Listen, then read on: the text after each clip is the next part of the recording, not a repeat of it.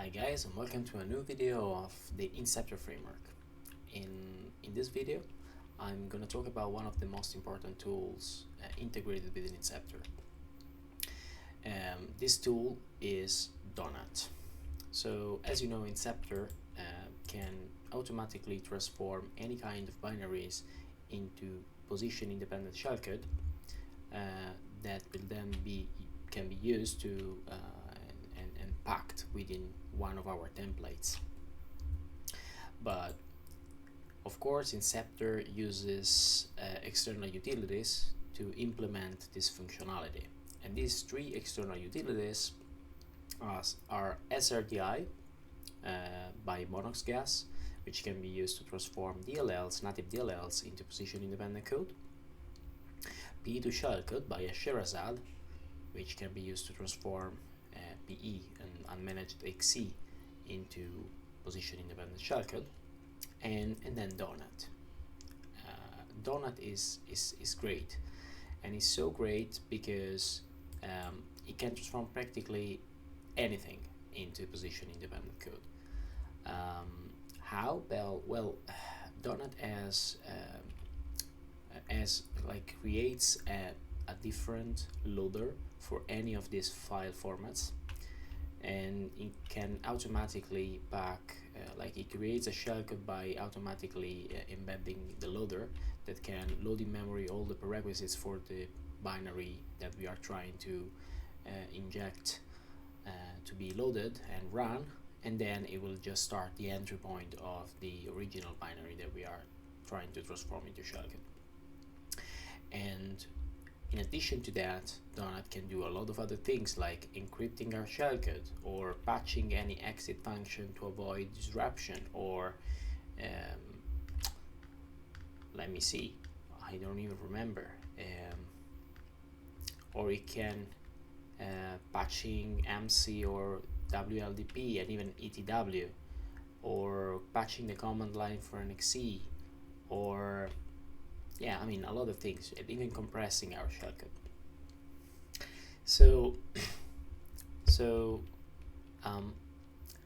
Donut, as of course gave me some problem to be integrated within Inceptor fully, and the main reason is that Donut comes with in several different versions. Now I want, in this video that will be fairly long, I want you to explain the differences between these versions and what you should expect when you use a specific version with Inceptor. And also I want to show you how you can easily change version that you're using, just modifying a single config file. So let's get started. So as you know, Inceptor comes with a utility called managed libs. Managed libs can be used to download and compile automatically projects and prerequisites for Inceptor to work correctly. So as you can see, there is here an object in libraries JSON file. There is an object called Donut. Of course, this is the responsible of downloading Donut and setting it up correctly in your Inceptor installation. So if you want to use version 0.9.2, the easiest way to do it is to select the binaries. And the reason for that is that version 0.9.2 is the latest release of Donut Beerclaw. In this release you will find a compiled version of Donut, and if you select that and you go on your Inceptor and you run manage libs update and you select Donut, what happens is that it will download Donut, and you will find Donut now in libs bin any Donut. And if you try to execute it, you will see that it's version 0.9.2. So what I think about 0.9.2, well, in a nutshell, you shouldn't use it. The shellcode generated with 0.9.2 is highly signatured now, and you really shouldn't use it at all. And also there are a lot of indicators of compromise that are there packed in the binary. So just for the sake of showing you what I'm saying, I created this little message box code, C code. So let's compile it using an x64 command prompt, and we'll compile it using cl messagebox.c dynamic base user32.lib. It will compile. Let's check that it works. It works. Perfect. So now let's switch again to Inceptor, and let's compile this using native message box xc -t donut, because we want to use donut. We will pack it into artifacts message, and let's see what happens. Donut has been found, and it takes a while every time to pass the encoding, etc. So we will do the classic.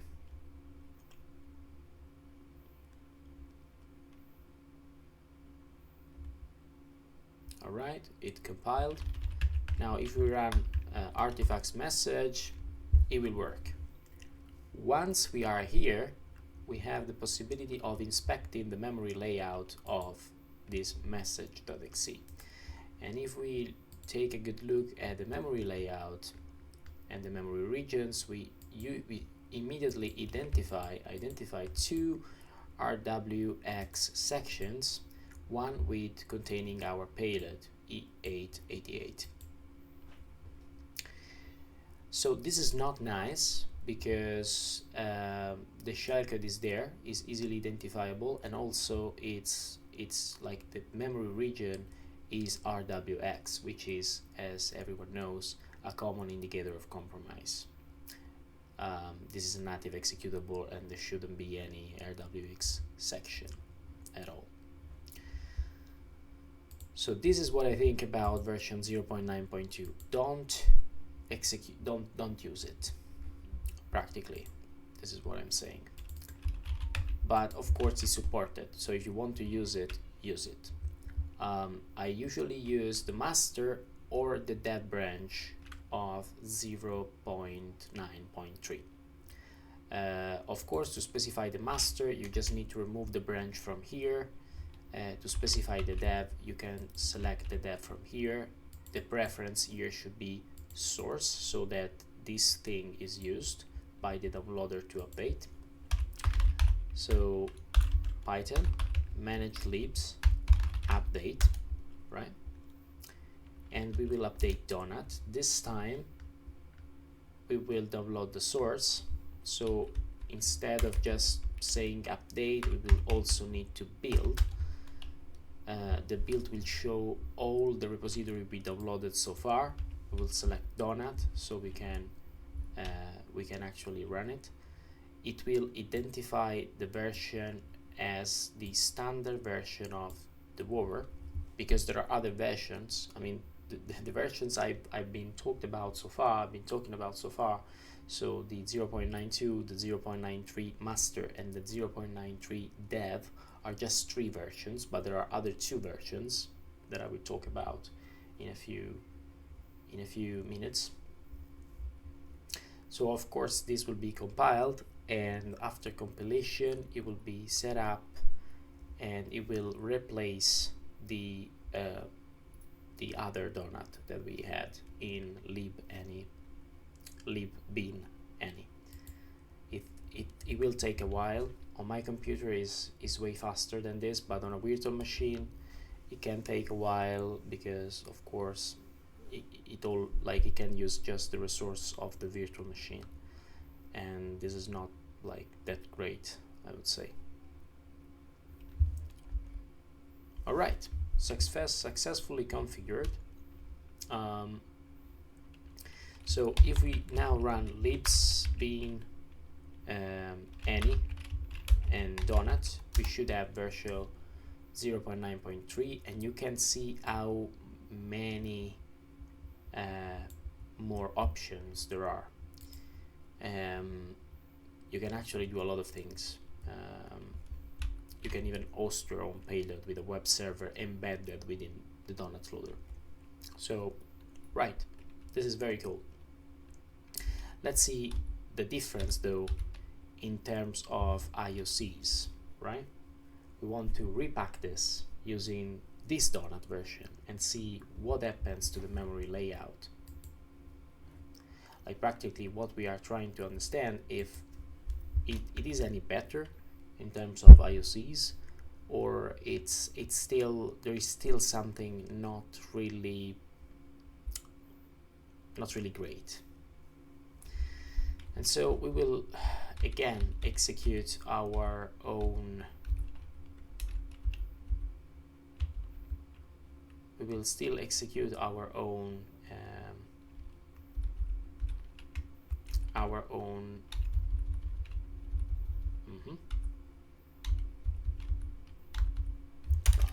let's do artifacts message. Right, now in the memory layout we should still identify an RWX, just one though. That's good, that's good. It means that Donut actually deallocated its RWX function. So what is this RWX? Well, of course it's our own template. So if we go on classic here, we'll see that we actually execute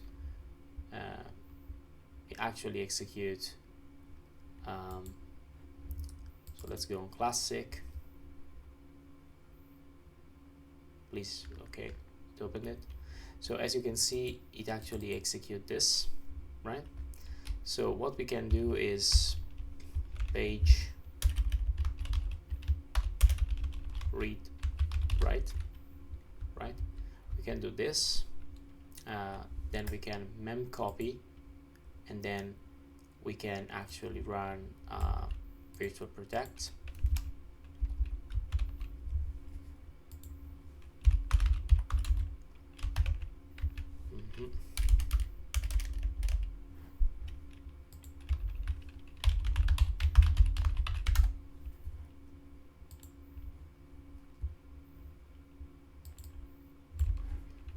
So we will do another success. We'll put it here, right? Of course, we want to have the virtual protect mem, which is our length, and we need dword, a pointer to dword to memory protection. So we will use dword old mem. I will just call it like that, and then I will use this like that, and the new protect is page read execute read, which is less problematic. Oh, all right. So, and we will actually do again this, and we'll actually say if not success, oh gosh, failing to change protection, right? So now we will try to repack this.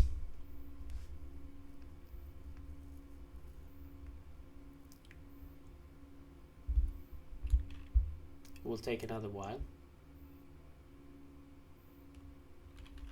We'll use the classic.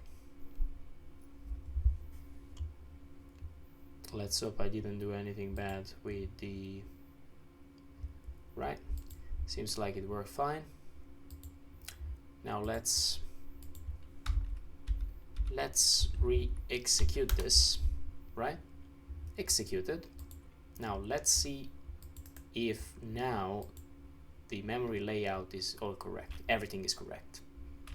So the dev version, the dev branch, actually has a way to wipe out the PE headers in memory and also patch the RWX memory region. So it's the best version to use. And we just demonstrated that, right? But there is, of course, a problem. There is still something that can be done. Oh, sorry. There is still something that can be done better. And the reason I'm saying that is that if we do pack the binary like that, so I prepared an executable. So if you look at the source, like as a first step, if you look at the source of the dev branch, we can see if we look at the loader and if we look at in mempE, we can clearly see that all the allocation, virtual alloc, are done using actually virtual alloc. So and virtual protect, all Win32 APIs. So probably you're asking yourself, well, so what? So let me show how they are actually. If you go on loader C, you will see how they are actually located. So of course the loader is position independent by itself, so it can't use functions like the normal get proc address or get module handle, and it doesn't have any import by itself because it's position independent. So it uses custom implemented functions to dynamically find all the functions that it needs. But the problem with this is that it's still locating Win32 functions, so functions in kernel 32. What is the problem about that? Well, the main problem about that is that if an EDR solution or a V solution is actually hooking kernel 32 or NTDLL, this will mean that we're gonna get caught. So to prove that, I actually instructed Donut to create a new thread, right? To create a new thread whenever is to execute the unmanaged XC as a new thread. So that's cool. So what? I created a little payload tester, which is a utility included into Inceptor. And if we look at that, we can give it a file to execute. In this case, we want to test our artifacts message box, and we want to try and hook NTDLL, and the function will be ntCreateThreadX.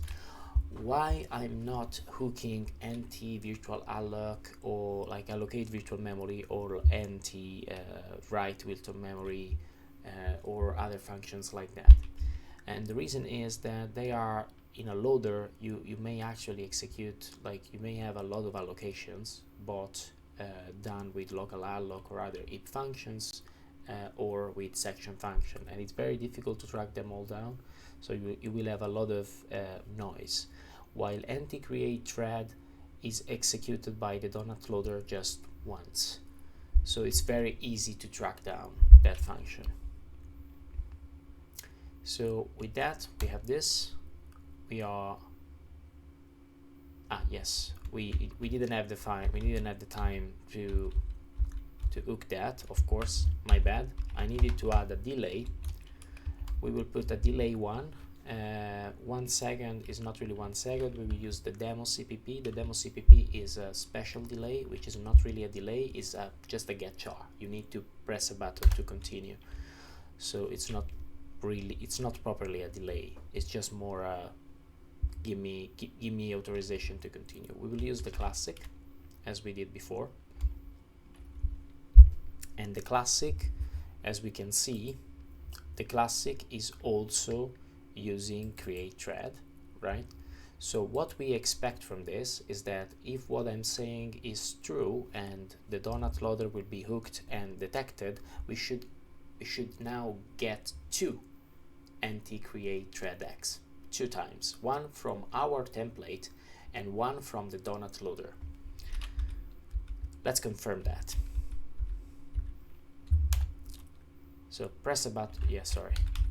We need the payload tester. Payload tester, right? So press OK to continue. Frida is doing its thing. We will click, and yes, we had 2 different thread IDs identified executing NT create thread X.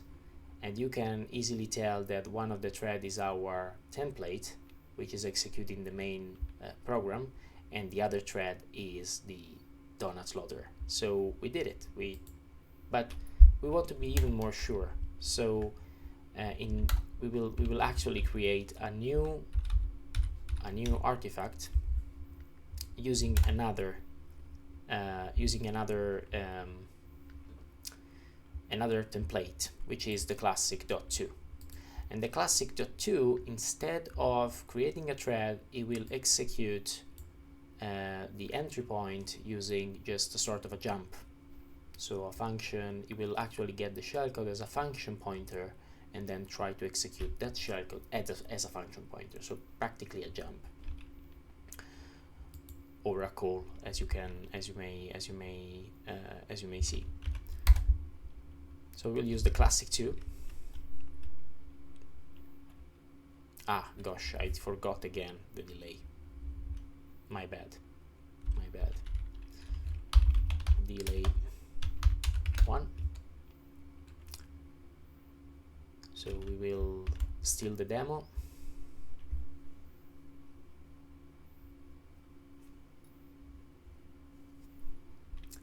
And classic 2.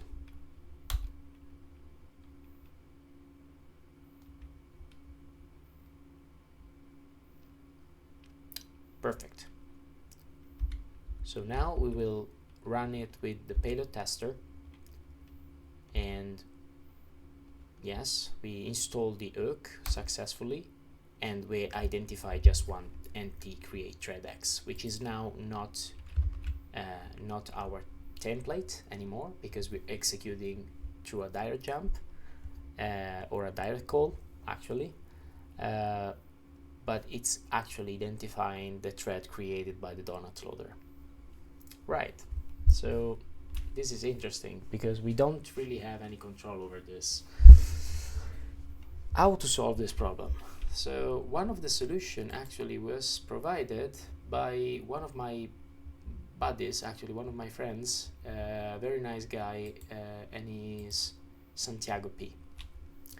So Santiago P by Help System developed a fork of Donut that you can use. It's there. You can download it without any problem, right? And of course, the my Inceptor can detect if you're downloading this.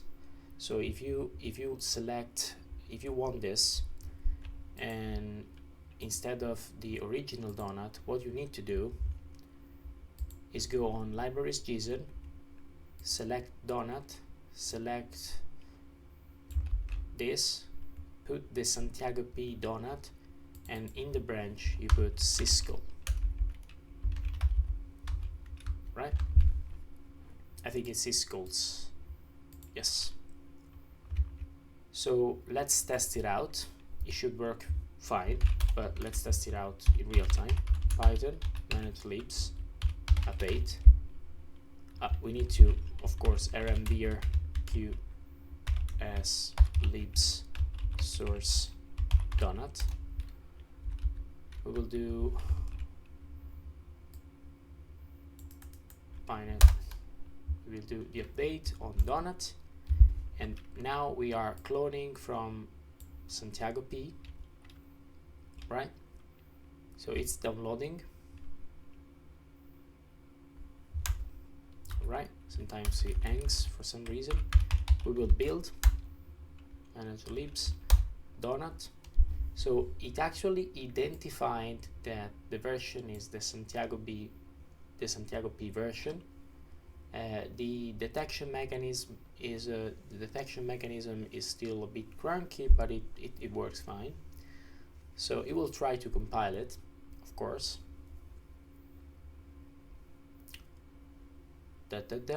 We need to wait. Okay, perfect. Now if we go and try to execute it, you will have an hard time understanding that this is another version, right?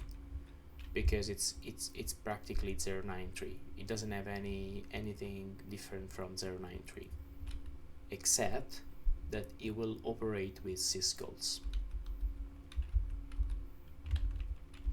So let's try to build again this native message box using the demo.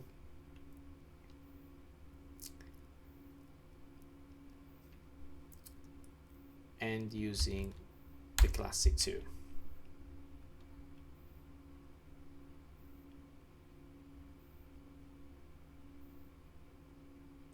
And let's try to perform the payload tester again. So instrumented, right? We have it and we try to execute it.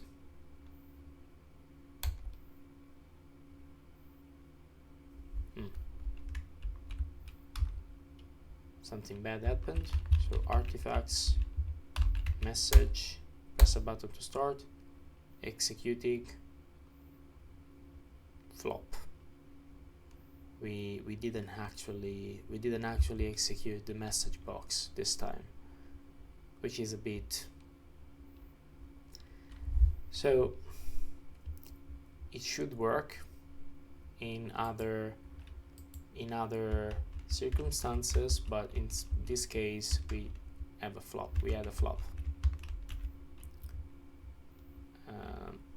But I tested on other Windows 10. This is Windows 11. I tested it on other Windows 10 machines, and it worked fine. I'm not sure why it's not working now, but this was just to say it works. It can build it. It can do whatever, etc. So, but the version from Santiago,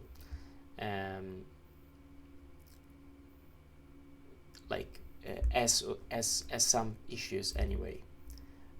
So if you see the loader implementation, Santiago decided to use Syswhispers 2, another very good project.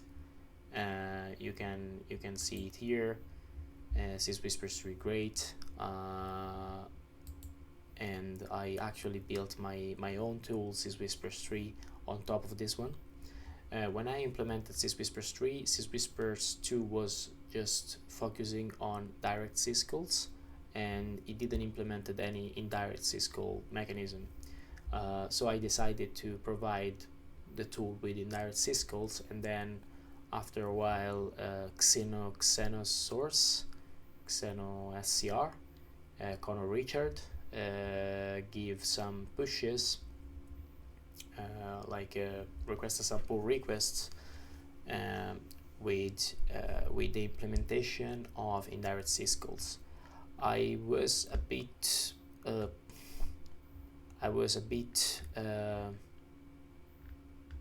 disappointed to see that they implemented it just after I implemented my Syswhispers 3, and they also uses the term mark of the Syscall.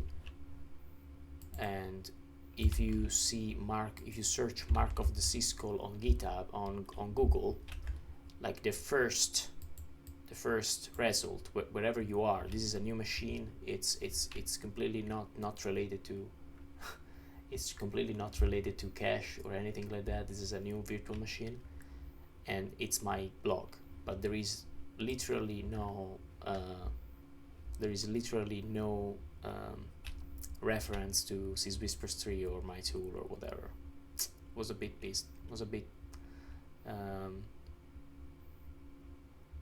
It was a bit of a lack of style, lack of class in this. But I mean, regardless, syswhispers 2 now can build can provide support for both indirect and direct syscalls.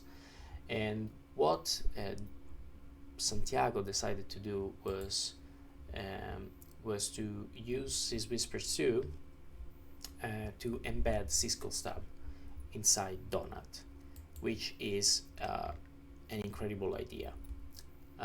But there is one problem. The loader is position independent, so usage of global objects is a bit difficult, right? So it couldn't use exactly the same stubs that syswhispers 2 implements, right? So he needed to manually modify the stubs, to accept an n+1 parameter, right? So for every function, he needed to add a reference to a syscall list, where syswhisper can use to track down all syscall addresses. So the main problems of this implementation is that it's manual. We don't have a tool to automate this, right? And having it static actually is a problem by itself, because syswhisper 2 implements an hash function which is sure to provide every time a different hash every time you run the tool. So every empty function will have a different hash every time you run syswhispers 2 or syswhispers 3. In this case, we have something which is manually made, so we don't have any support for changing the hashes, and that's it practically. This is the most problematic thing, and also we using just like embedded syscalls, so you have always the syscall completely embedded in your loader, which is cool, but we would like to have also the possibility to use indirect syscalls, and you always have the same hashes, which is by default can be spotted and signatured in the long term. But how can we automate that? Well, my contribution with syswhispers 3 was actually to provide syswhispers 3 with a way to create everything and the stubs needed for Donut to compile. So syswhispers 3 now on Procetta Industry can be used to automatically generate these Donut based stubs. It automatically calculates the position of the syscall list reference, update the stubs, and embeds them. So of course, in order to use this, you should go on syswhispers, generate the stubs, then go modify the files in the loader, recompile Donut. And yeah, this is a bit of a mess. Like every time we compile Donut, well, the loader will use that stubs, right? Every time the loader is compiled, the loader, once you set up, when you generate the syscall list, and you fix the syscall hash to that moment in time, and when you compile the Donut loader, that Donut loader will use always the same hashes, and will be fixed practically. And if you want to change anything, you need to go every time on syswhispers 3, regenerate the stubs, re-embed them, and also there is another great problem. And if you go here in syscalls.h, you will see that there is some conditional compilation not here exactly, like if you spot this here, not here, probably here. So practically this compilation that is provided by, like this version provided by provided by Santiago, is fixed at compile time. So you can compile this for x86 support or x64, but not for bot. So you need to compile one .exe for x86 and one .exe for x64, and there is no support for x86 wow 64, which is another thing that is not ideal, I would say. But how can we make, can we make better? Yes, of course. When I integrated that into Inceptor, I decided, well, why not integrating the full process within Inceptor? And this is what is done again by manage libs. And so if you go on Python manage libs, let's refresh this. If you go on Python manage libs update and you select .syscall, you will clone my version of Donut, which is a version of Donut with minor bug fixes and stripped out of the ASM steps, right? Just stripped out, and if you go on Python manage libs build again and you select .syscall, it will actually ask you to select what kind of syscall you want: embedded, jumper, random. And you can select one of them, and then it will regenerate the syscall, the syswhisper stubs automatically for the right platform. And after that, it will try to compile for all three supported platforms. One is x86, the other one is x86 plus wow 64 support, and the other one is x64. And when you want to change the hashes for the empty functions, the only thing you need to do is to rerun the manage libs build again on the .syscall. This will automatically regenerate the syswhisper stubs, so you will have new hashes for all three loaders, for all the loaders. And now, if we want to run Inceptor again, you will be prompted with a choice saying, listen, we found multiple donut, what you want to use. And if you want to use .syscall, you just need to select that. We will run it with the demo again, so we will pack this message box with the demo with the get char, so we can wait. We will use the classic 2 to avoid again the thread to be the create thread to be used in our template, right?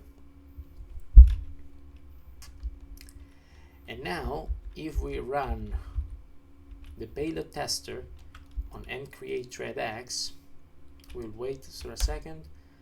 All right, we hooked anti-create thread, we execute our message box, but anti-create thread has not been found. So we managed to bypass every userland hooks using Donut Loader, because now Donut is empowered with the message box utility. Of course, I also want to compile a message box for x86 so that you can see that that everything is working fine for every dynamic base and user 32 lib, right? And now this is compiled for x86, right? So what we need to do now is to pack it again, right? But this time we select arch x86. And what happens is that he found 3 this time, because of course when during the search it will also identify the version that is valid for both x86 and x64, and then it will find both the donut syscall, one with wow64 support and one with just x86 for x86. So if you want to execute this payload on a 64-bit binary, the one you need to select is this donut syscall wow64. We will do again everything as expected before, like we will execute with the demo, and we'll execute using the classic 2, which is the one with the function pointer.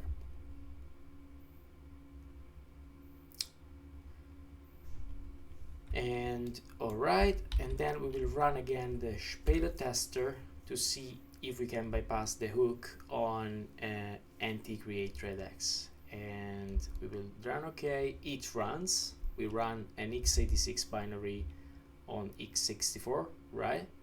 And the hook was not hit, so even the wow64 support is working fine. And if you want to be sure that it's x86, you can run it like that, right? And when it's here, you can just inspect it with procexp, and you can select properties and general, and you can see that it's 32-bit, right? Just to be sure, I wanted you to be sure what I'm saying, like that I'm not trolling you, like this message box, which is a bit of a troll. And just to finish the thing, I want you also to show that this is done and works for x86 architecture as well. And so if you run with using donut syscalls in x86 and we use the demo, etc., of course this will not run on a x64 binary, right? This is something you need to be sure about. Like, this will not run. If I test it on this machine, this will not run, and this is expected because it's using 32-bit. It will crash. Indeed, it's crashing. But Explorer artifacts, if I copy that, right? If I copy the tool and go on an x86 machine, in this case this